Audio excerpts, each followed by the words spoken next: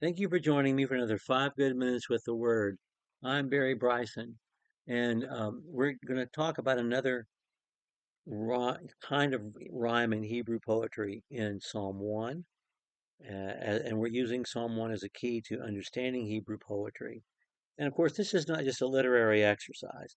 As we pointed out in these last two sessions together, understanding the poetry is to understand the message. Yesterday, we talked about the rhyme of knowing.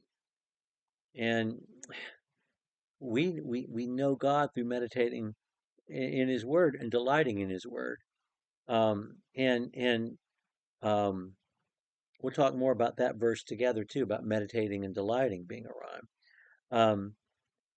But also the knowledge of God, God knowing us, and the way we know God is through His Word, and God just knows us, and will recompense us according to the knowledge that He has, that it's true and accurate. And understanding the rhyme scheme helps us understand the message of the song. We talked about the first day, the whole parallelism and holding things in balance is not saying good and evil are equivalent to each other in any way or equal in any way, but they're two different choices that lead to two different conclusions.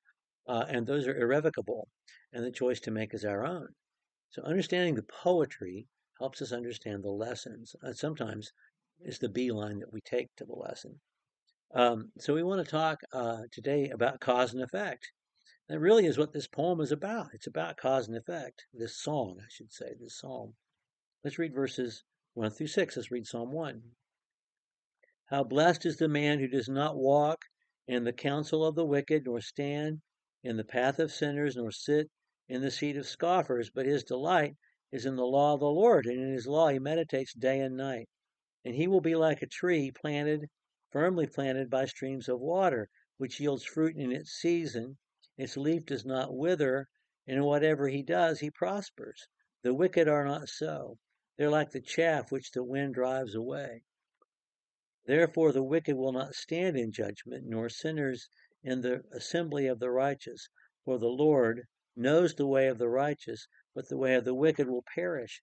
The wisdom, what makes this song a wisdom psalm is the rhyme of cause and effect in it. If you choose one path, it will lead ultimately to this conclusion. If you choose the other, it will lead ultimately to the other conclusion.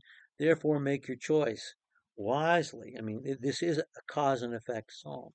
But even within the psalm, there are other effects caused by this rhyme scheme. Let's look at verses 1. This is the first verse.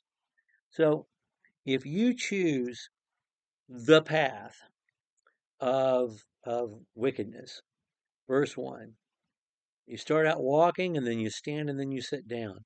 You start out in motion, um, like you have choice. You can move in different directions, but you've chosen a path. Well, and then you stop. And then after you stop and stand there, you plop down on the ground. There is um, a deceleration, which ends in ossification, which ends in being unable. You are devolving to a place where you're not going to move anymore. You've plopped down, you sat down, you've made your choice. And so that's cause and effect. If you choose this path, if you choose the other path, that goes in reverse.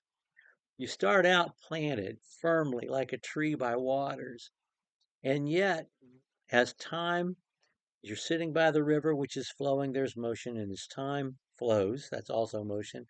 Then you produce leaf, you produce fruit, and you prosper in everything that you do.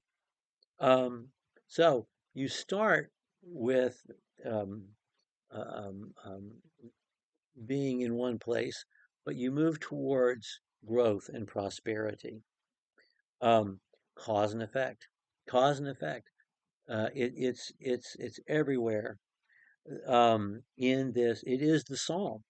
The rhyme of cause and effect is the main rhyme and the main lesson of the psalm. Um, it's this psalm is just a poetic pre-stating of what Jesus says in Matthew 7 verses 13 and 14. There are two ways: one that leads to eternal life and one that leads to destruction. And the large rhyme and the small rhyme in this psalm reinforces that rhyme. And it's understanding the rhyme that teaches us the lesson. We have a choice to make. And there's a wise choice and a foolish choice.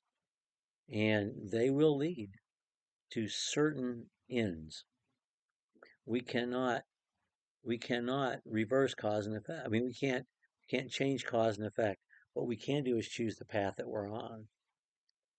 Okay. We'll talk about another rhyme scheme next time. Thank you so much for joining us for another 5 good minutes with the Word.